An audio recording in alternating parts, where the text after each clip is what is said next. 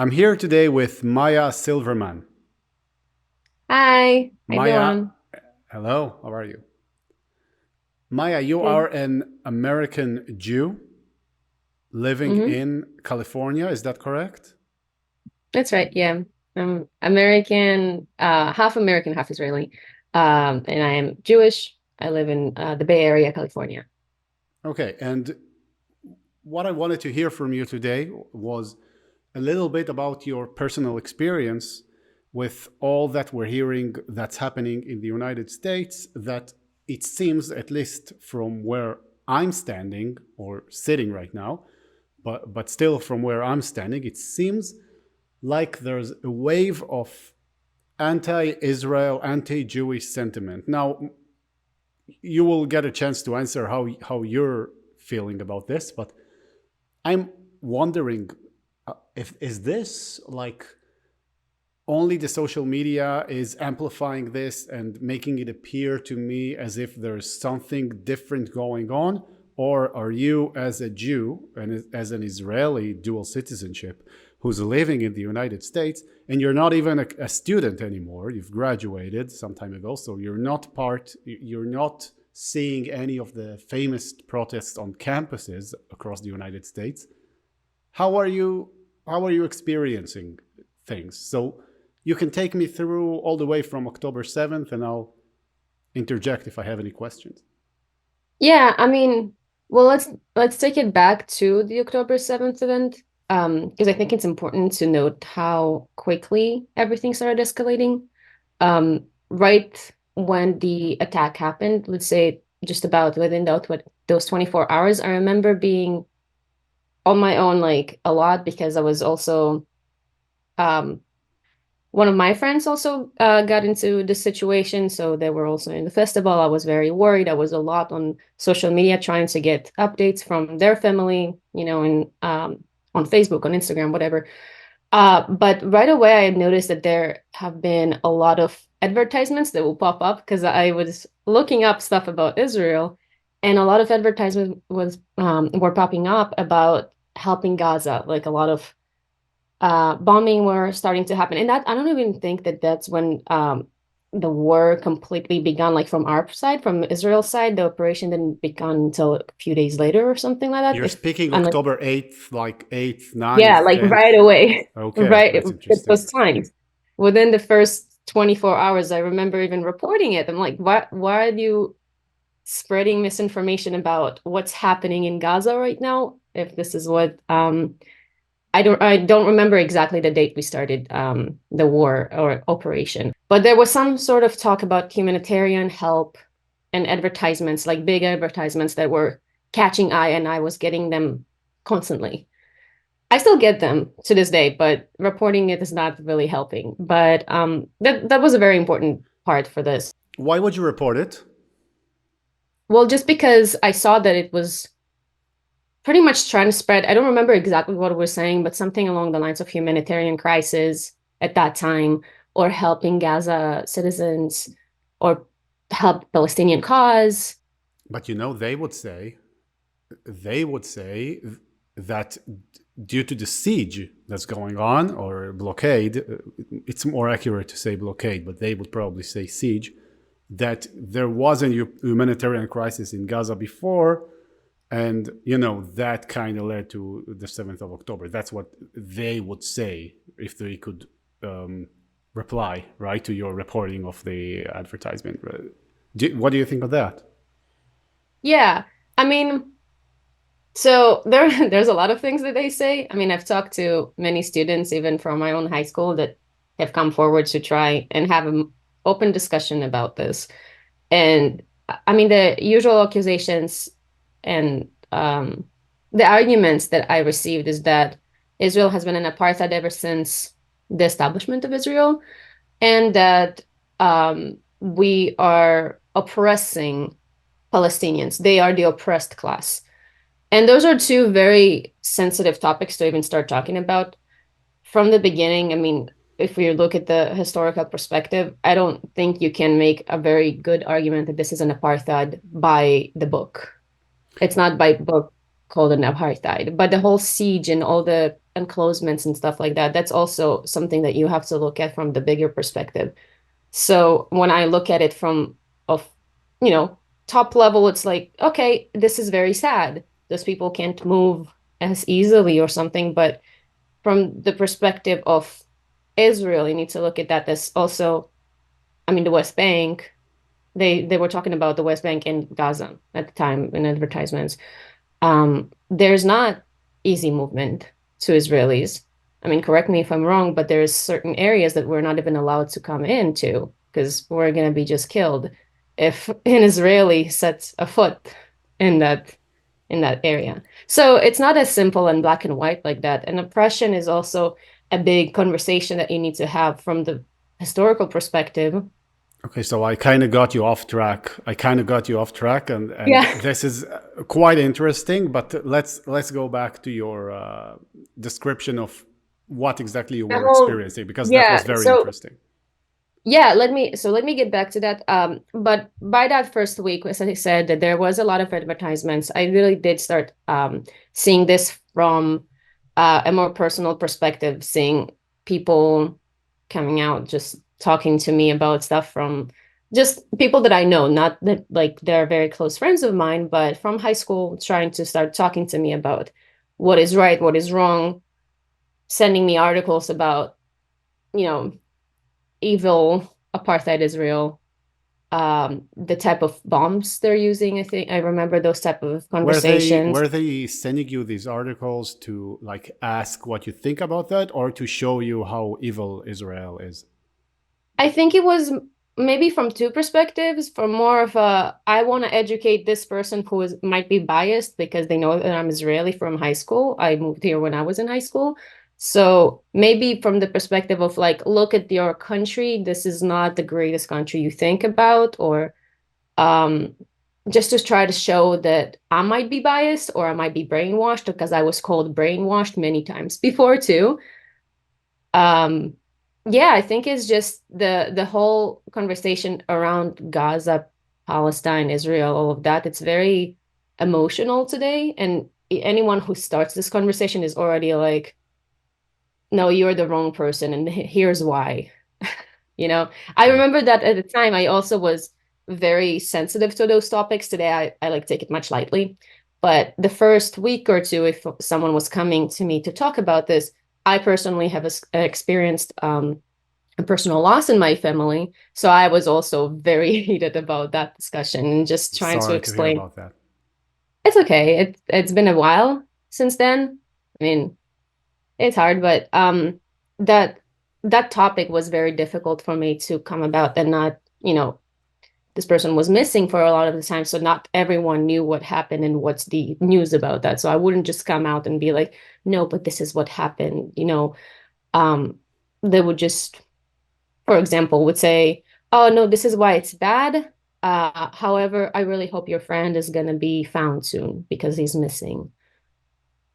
And it's coming from a perspective of people trying to come and talk about those conversations and still be for the both side and be like, oh, we understand Israel has suffered on October 7th, but yet the bigger picture is Israel is not responding properly. So let's take you a little bit further in, months after that, when the protest started. I started seeing that first perspective from social media and the news.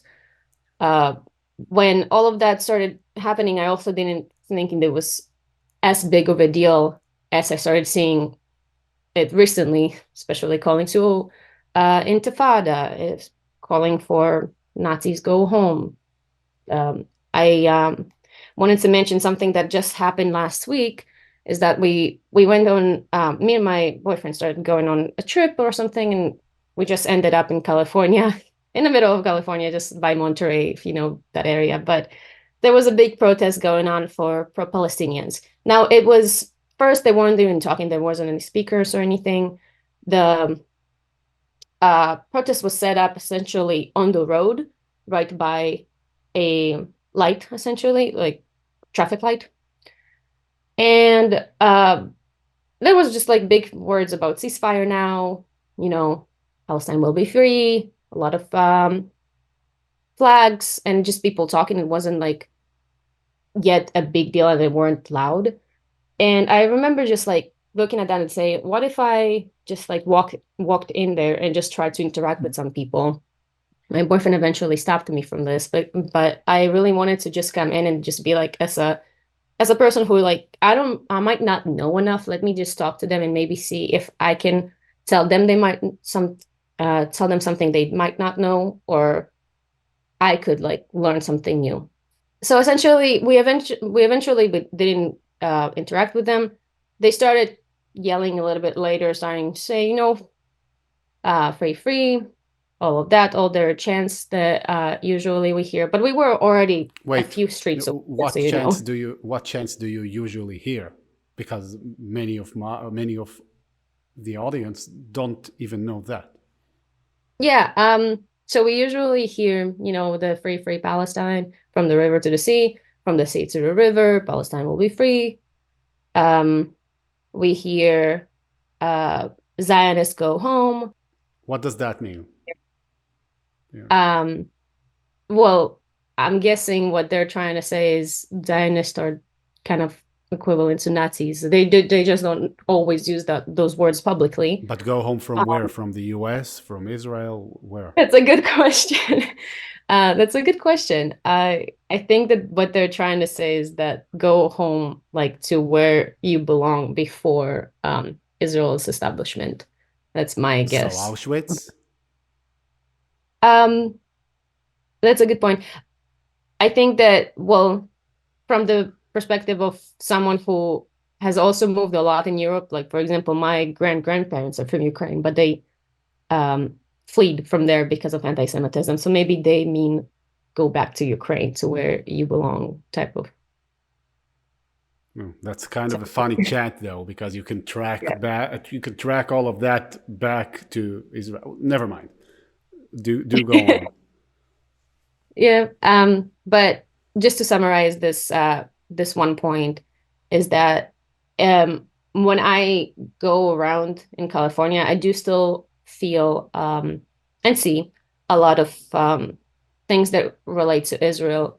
Another example I wanted to mention is just recently, and not just recently, I'm sorry, for the past few months, but it's been going on that we had really big billboards, the ones you're driving on traffic and you see a billboard with an advertisement.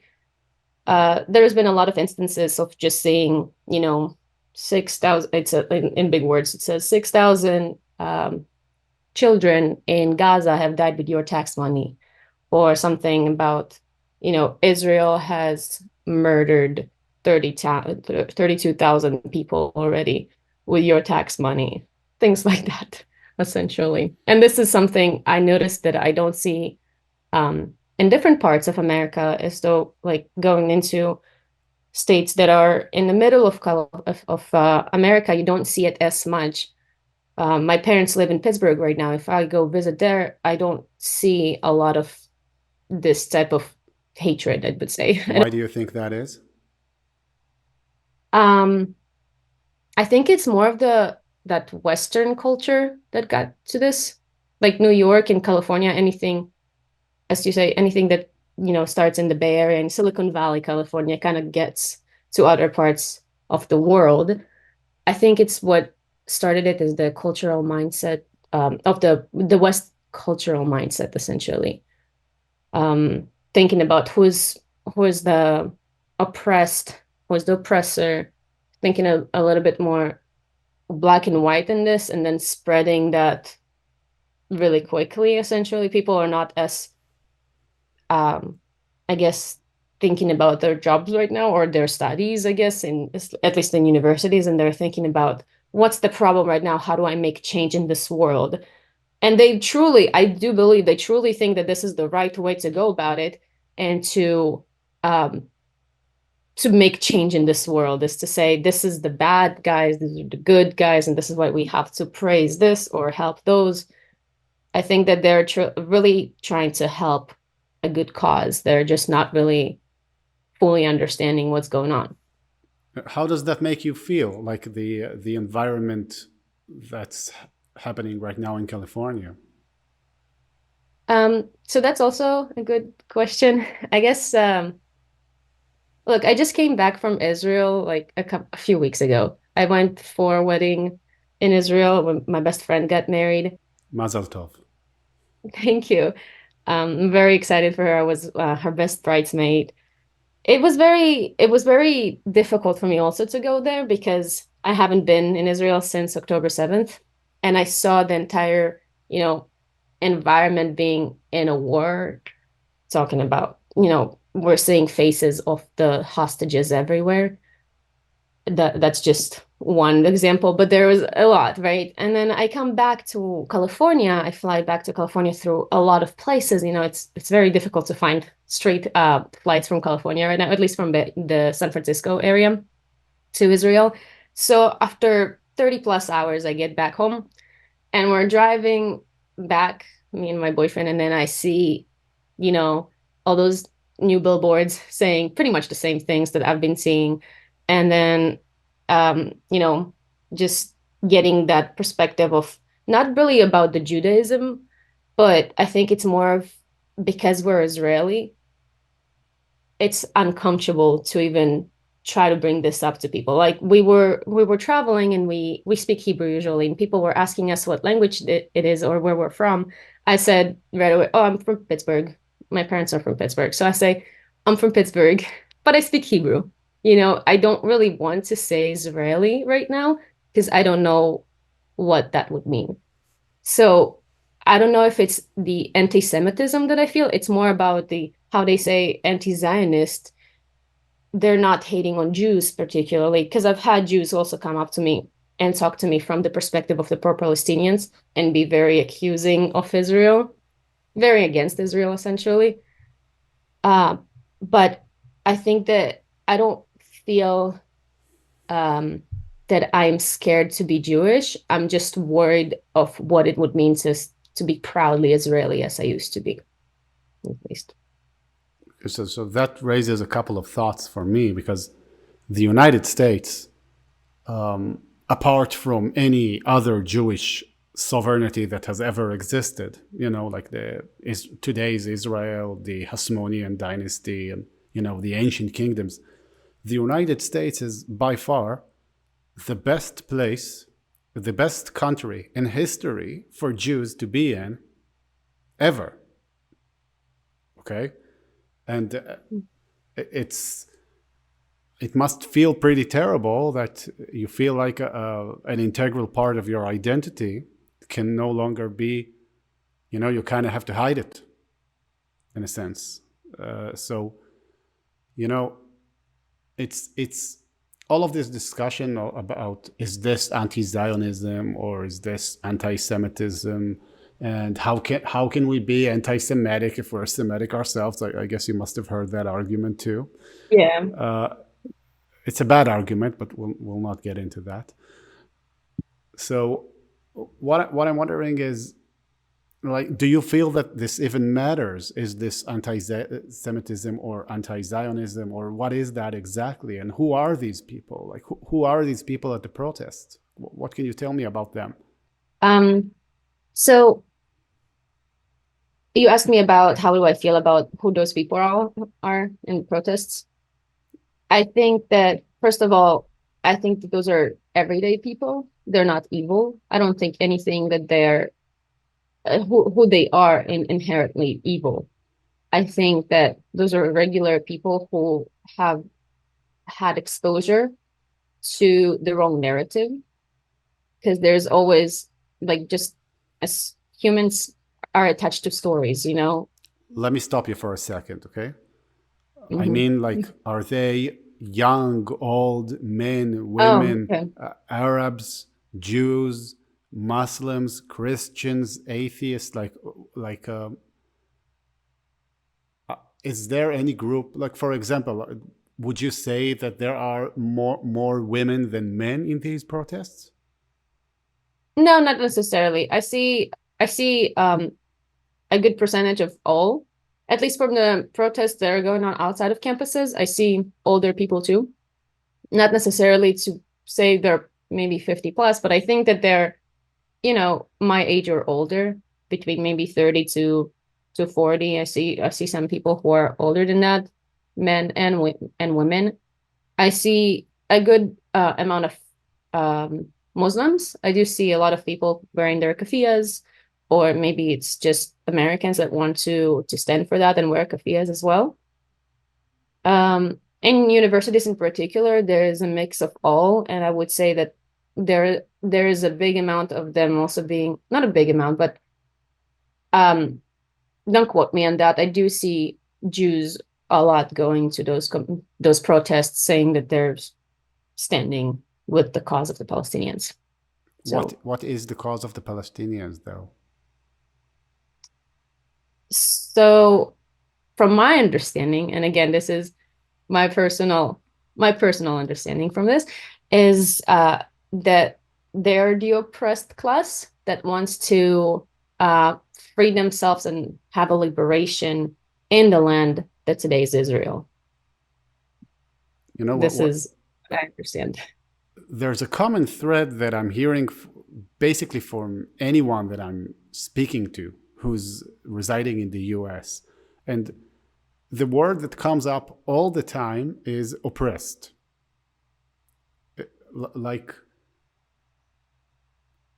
they're trying to support the people because they're oppressed, and they're on their side because they're oppressed, or the oppressed class, oppressed group, oppressed people. So what does that mean? Like, why do you think there is such? First of all, please tell us what that means, and second, why is that such a strong word that's used for explaining what's right and wrong? So oppression, from my perspective, and this is not a dictionary terminology, but it's just someone who isn't getting treated fairly in a certain manner. So it could be a religious group, or it could be a ethnic group, or like in America, it was, people of skin that weren't getting treated as fairly as everyone else. This is, for example, the Black Lives Matter movement. This is why people stand for those type of movements, to say we're standing with the oppressed. Therefore, the oppressed have to be seen as equal. Essentially, this is what they're trying to prove. Now, for the second question that you had, what were you asking me for about the oppressed? Can you remind me? Why do you think that this word is basically, why is this a sign of moral value in a sense? Yeah, so for this part of the question, I think that the oppression in America has a really big history. Just from, as I said, people who were coming in here, people of skin color, that were oppressed for a while, meaning for a while being for generations. They were getting oppressed. They didn't have as similar rights in the land of the United States. And because of that, I think we still, even myself, I was learning a lot about this type of history in schools in the US. So I think that there is a sensitive topic about bringing up people who are oppressed, that it's become like, this is the main problem in our world, is that not everyone is seen as right. Men and women have to also be seen as right. I think that it's everywhere in the West that we're looking at equality between people, and therefore, like here, it's something that catches up to people's hearts. People, so as soon as they hear someone is oppressed, someone is oppressor, this is right away like, this is an issue we have to correct, and we have the responsibility as American to correct the world, as a lot of Americans see themselves. There's a lot of philosophical problems with that assertion. I mean, like, okay, so let's say that I would go to visit a prison, and I see many inmates there, and I see basically, the warden is oppressing them. Now, we know that there's probably a reason that these people are there. And most of us, although not all of us, but most of us would say, well, probably most of them should be there, right? But if we were to erase history and erase any ability to look at the world with complexity, then all we would see is oppressed inmates. So I think there's a problem. Well, I guess you're I'm not trying to denigrate you, right? It's not, but seeing the world through an oppressor lens is very philosophically problematic. But I guess there's a plus side to it because it's also very philosophically easy. Yeah, I And agree with you. yeah, it's easy to, if I base my ethics on that, it's so easy to know what the right thing to do is. Yeah, so I think that you're right. Obviously, it's a superficial way to look at this.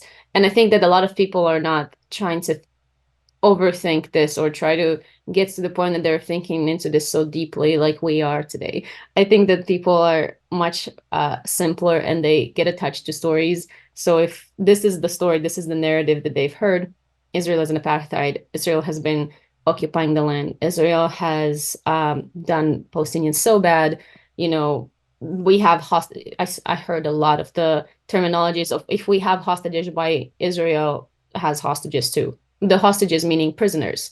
Um, every single person who sits in prison in Israel is someone who either attempted murder or have committed murder from any type of degree. And there's Well, a lot of discussion. they would have an answer to that. They would talk about that, what is Yeah, called they would administrative detention, right? But absolutely, let's not get yes. into that. Yes, I heard a lot of conversations about the hostages, the Palestinian hostages too, that sit in the Israeli prison right now. Um, my point being that a lot of people who hear a certain narrative, they attach themselves to that narrative, and if it's a narrative that catches, such as even looking at back in World War II when people were blaming the Jews on whatever, on financial problems. We have a lot of problems right now in the United States. One of them is our own ability to figure out what's wrong with us. And I think that the oppression in the history of the United States is really prevalent in schools and in education. In high school, I remember learning this. I haven't taken a lot of history classes in Penn State, and where I used to go to the university, but there, I can be sure that there's a lot of talk about that as well. And people are basically encouraging you to be a leader. And university really encourages you to be someone who speaks up against, To be an whatever. activist, basically, that's what you're An saying. activist, yeah. Yeah, Okay, it's a a leader, it's a an good activist. It's book. the opposite of a leader, but whatever. Yeah. Yeah, and there's a lot of scholarships that go for people who are activists or leaders. So when we see a lot of those protests going on, I mean, obviously I'm from an Israeli perspective looking at this and just thinking, oh, those are people who are clueless, they don't know what's going on, but they they probably are educated in the wrong manner, they just have the wrong narrative. And why is it wrong in my opinion? It's because I look at the history from also living in that land. I've been there in the Intifada. I've been there in the second Intifada when everything people started bombing themselves, and we couldn't go to schools and we couldn't go to malls, and it was scary to go to the get into the bus because people would blow themselves up there, and then those people who are chanting Intifada revolution, they have this idea of this is a normal uprising. If it involves violence, it's probably because it's wrong. But it's just a uprising. That's the definition of intifada, and that's why they chant this. I You think know, you've it. given me a depression right now. I'm Because I'm so sorry. you've actually just described the situation. I don't know if you did it on purpose, but you've actually just described the situation in which the universities, at least in the liberal states, they're essentially training grounds for activists that adhere to a very particular moral doctrine. So that's what I've just heard from you. And I've actually heard this from many people, like from many of the conservatives, mostly the conservative thinkers that are active mostly in North America and in Great Britain. But, it's different hearing this from a person on the ground who's, this is not a political channel, we don't have a political, conservative agenda here, and this is still what I'm hearing, and so this is quite troubling for me to hear, and yeah, that's quite depressing. And now, I wanted to, ask you if you felt in California, although I'm afraid I kind of know the answer already based on what you've told me, but do you feel that the sentiment is mostly anti-Israeli in California? I think that with what I see in the streets, it is. I think that individuals have proven me otherwise. I've had instances where I walk into a mall or something and I speak Hebrew. And again, we have this question of what language do you speak? I think that this is why I also wanted to mention I'm not afraid to speak Hebrew because people are just so ignorant. They don't even know what language it is.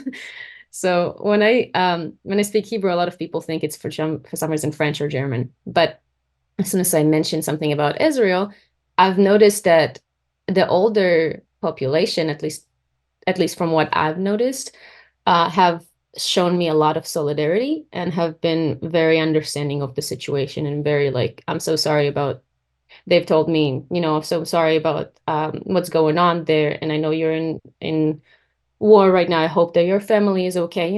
There's people who are really good and they change my experience in California. But there's also people who, as soon as I mention something about Israel and they're my age, I've had situations that, people didn't want to talk to me anymore because they Seriously? didn't want to like get into an argument. They hear like, oh, you have an accent. Where are you from? Like, I'm from Israel. Oh, Israel? Is that Israel? And they say, yeah, Israel. And they're like, okay. And then they don't want to talk to me. So I've had those type of interactions as well. I think that just like the statistics show, I've seen it somewhere. Maybe the numbers might be skewed right now, but people from the age of 18 to 29 are much more supporting of the Palestinian cause today than they used to be for the past 10 years or something like that. Well, Um, that's also the age where you kind of, in university. not just that, but that's also important. You're right, but it's also the age where you think that you want to change the world and fix the world. It's the age where I remember myself having this sort of messiah complex uh, Yeah. in that age range. So I do wonder if that's something that you grow out of, or if that is something that these people are going to be basically holding the same positions mostly and being the people in power in 20, 30 years, and that's Mm. quite concerning. I believe not just for Israel, to be honest with you. I don't It's not just for Israel. I Yeah. think this is for the entirety of Western culture, but maybe that's a different discussion. So can you tell me if you've been exposed to any rise in what you would describe as specifically and clearly anti-Semitism and not necessarily anti-Israel? That's a good question. I mean, I personally have not felt necessarily afraid to be Jewish. So with everything going on, even talking to my friends in university right now, because I have a lot of them that have not finished school yet, well, university. So when we talk about this with my friends too, I'm more worried for them because they're in university and they always feel this going to schools, but they have also didn't um I mean, unless they're Israeli, they don't say necessarily that they are worried about the Jewish part of their identity. So I think it's also from the news perspective, again, from advertisements or from social media and everything. I think that people are trying to make stuff more extreme, if that makes sense. People are looking at, you know, all the chants from the river to the sea, Palestine will be free. I mean, inherently, it's not supposed to be, at least from their perspective, not supposed to be anti-Semitic. But when you're just looking at the meaning of this, right, it means that they don't want Israelis there. However, they can spin this around and be like, well, it can still be liberation for all the people who are there, not just the Palestinians, it could be the Jews too. Just from the perspective of, again, their history is it's supposed to be Palestine, so it's not supposed to be Israel, but all people should live there, and they're not inherently against Jews. Israel is just Can you tell me a little bit more about that equation of Nazis and Zionists? um well, I don't know if I could be the best person to describe it, but I think that if I was to be a pro-Palestinian, I would say just like the Nazis were making arguments that it's justified to commit genocide. And again, this is all words of a pro-Palestinian. I think that they would say this is why it's a Nazi type of ideology, that if Israel can go into Gaza and bomb everyone and flatten Gaza completely and have, to this point today, 32,000 casualties, then it means that it's a Nazi type of regime. But This do is you going hear on that sort of thing? from people who have talked personally on this level. Yes, I don't hear it like in a protest. So, I mean, they say stop the genocide. Okay, but I you know, don't. this kind of argument can so easily be deflected. It seems weird to even raise it. But okay, I guess something that I've noticed is that there's a lot of talk about Israel that tries to equate it with the Nazi regime. All this talk of genocide makes people think of Nazis. Talks of concentration camps, talks of racial supremacy, talks of, well, what you're basically saying now, right? This equation. I think there's a very deliberate effort going on here, and it's interesting that you've felt it and experienced it this way. I agree. I mean, um, again, I don't think that it's something that should be raised even from their side. I mean, I know that the Israeli side sometimes tries to put the equation on their side and say, you know, the Hamas is basically like, well, not just they say Hamas is ISIS, right? They say Hamas is equivalent to modern day Nazis. And I wanted to also mention I've talked to some students in my previous university that I went to that are also not exactly I don't know if they're all Muslim or Arabs, but they are from, one was from Oman, the country, Mm-hmm. and in Syria. So two countries that I'm sure do not like Israel. So it was a very interesting time to try to talk to them, and had a season of weeks of trying to talk to them, send here and there um, resources, and just pick up discussions about that. And you know what I realized there, that we all come from perspectives of like, okay, if we're trying to come to the table and talk to someone from the other side, we're here with an open mind. However, our realities of what has happened, or even not even the history, just putting up the reality today of what's happening, it's just, so it could not be any different. The people I talked to, I don't want to mention their names, but they basically, I had all sorts of conversations about the security of even, you know, coming to Israel as someone who is Arab. And like, I don't see a problem with that. I've been to school with Arabs, you know, I don't see any problem with Arabs coming into this land or to visit or to live, you know. But from their perspective, it was just uh, something that, you know, you either can't do because Israel would not allow you to, or that you will be put in jail for some very unknown reason, because that seems like that's the stories that are catching trend, is that to talk about someone who really didn't do anything wrong and he was put into prison in Israel, or Mm. really didn't do something bad and they're like not allowed to be next to Jews in the West Bank.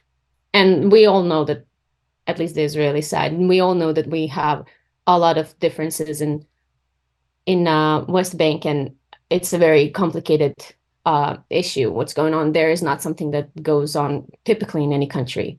So to bring this up and to say, oh, this is the type of apartheid we're talking about, this is just a very sensitive topics to even discuss. And even when you come from an open mind and trying to explain each other your differences, it's just vastly, our realities are so different from each other. And I think it also comes from education, because as an Israeli, you might also know that if you have grown up in Israel, we don't speak a lot about the Palestinian suffrage. You know, I do believe that there is, now that I'm older and I live in America, I do believe that there is a big issue with Palestinians suffering today more than ever before. You know, I do believe that there is not just a mental suffrage, but also not just a humanitarian suffrage, but also mental suffrage from what we see today. But I think that other Arab countries, at least from what it seems like, they don't speak about Israel as a country.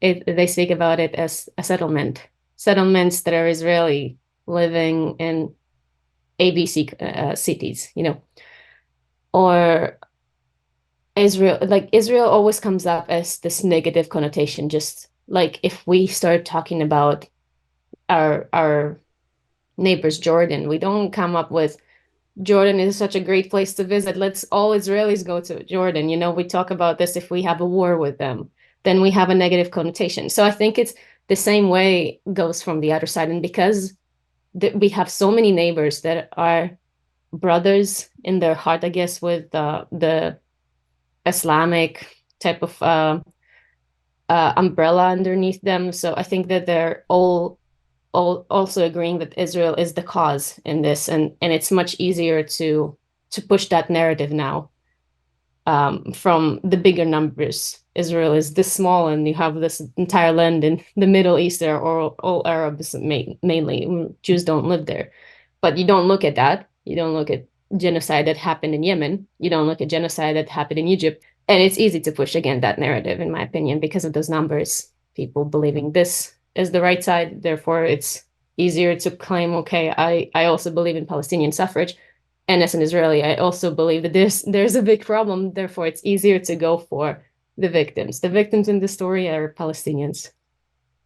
So as sad as this is the reality, um, yeah, feel it's kind of hard to be in the Israeli side today and to do as we call, I think it's the explanation of the Israelis, right? It's called the Israeli explanation today. I think it's very Hasbara, yeah. the anti-Israelis use it Mhm. to describe basically government propaganda on the side of the Israelis. That's how they Yeah, that's yeah, how they use the word. The word. yeah, exactly. The anything that, if I would come up with any content that talks about Arabs in Israel living good or something, and I would send it to a friend of mine who lives in those countries, they would say, "Oh, Israel probably paid them to speak like Mm. that. Yeah. Israel has paid them to show the goodness of this. This is just all propaganda." Like they actually, just like I believe that this is all propaganda, but from a viewpoint of you just don't know all the truth, you know some of the truth, and it's a very twisted truth. They believe the same thing about us. We're just pushing propaganda. This is all it is. That's Yeah. very concerning. Maya Silverman, is there anything you would like to add? I would like to say Am Israel Chai, and I really hope that everyone who is watching this is not losing their motivation to stay true to themselves and their identity and their truth. So Thank you so much for hold on. talking to me. Thank you. Thank you, Doran.